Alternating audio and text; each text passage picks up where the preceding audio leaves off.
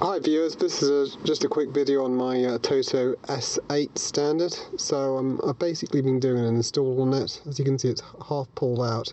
I actually got this thing installed great, was well pleased with it. I noticed something was up with the microphone, so what I've done is I've unrouted all the microphone and I've just been spending some time trying to diagnose it. So this is the bundled microphone, and from what I can tell it's absolute rubbish.